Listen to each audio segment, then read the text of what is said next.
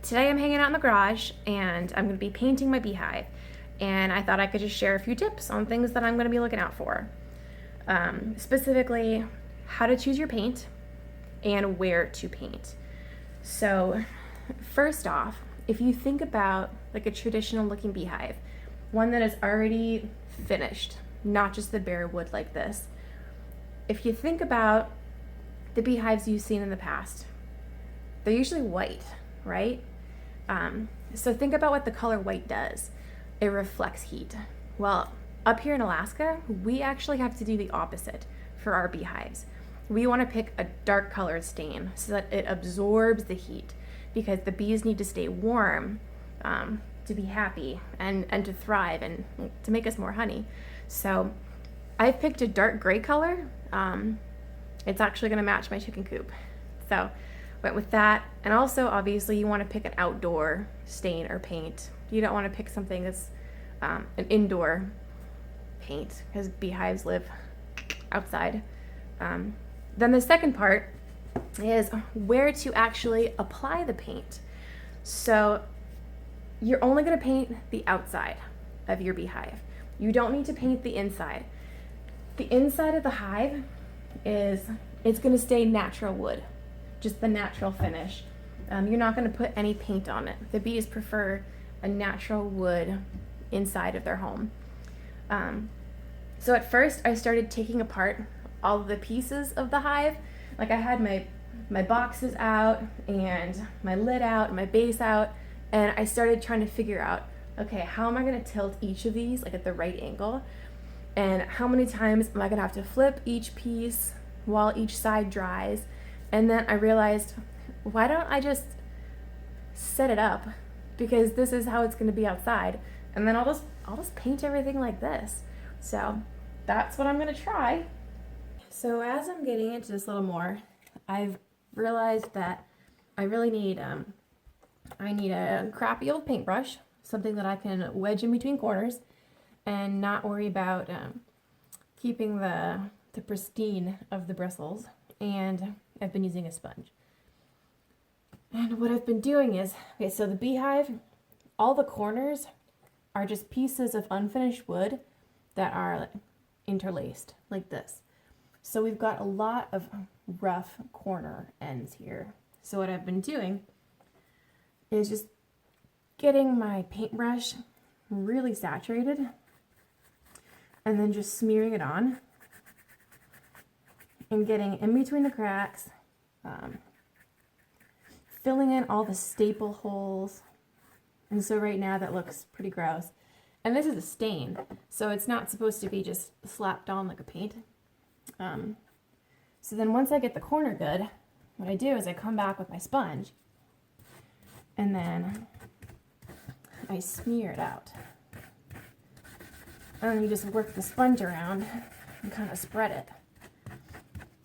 And then that way, you've filled in all of the rough ends of the wood, so you don't have any exposed wood that hasn't been stain treated. And then the sponge is doing a really good job of just like spreading out the excess stain.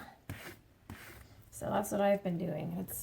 I mean, granted, I am not a professional painter, but some of these spots are just kind of tricky to get.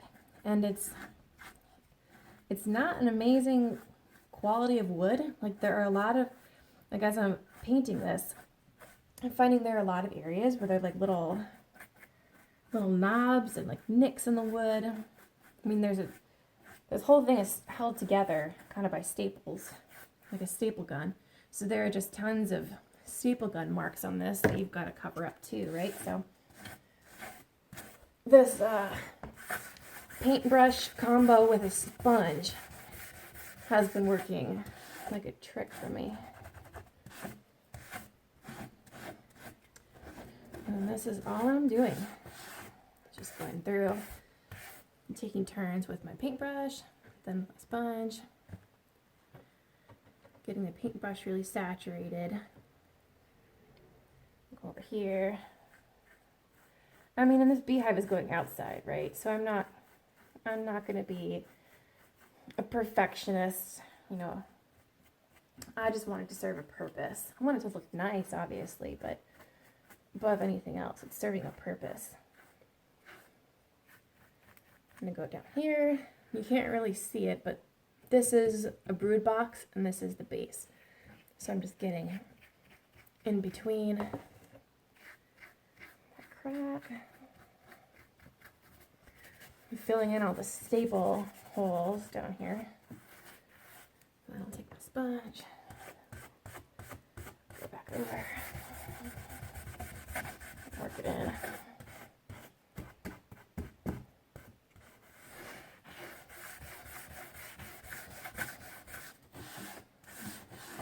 I'm really digging this color.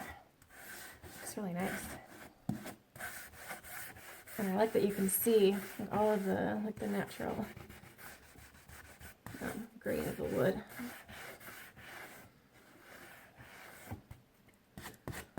Okay, so that is the next side. Right. I'll show you where we are so far. Pretty close, right? I don't have a whole lot left to do, but this method seems to be working out pretty well, so I'm happy with it. Here she is after just the first coat of stain. I think it's looking good so far. And I just washed out my brush and my sponge.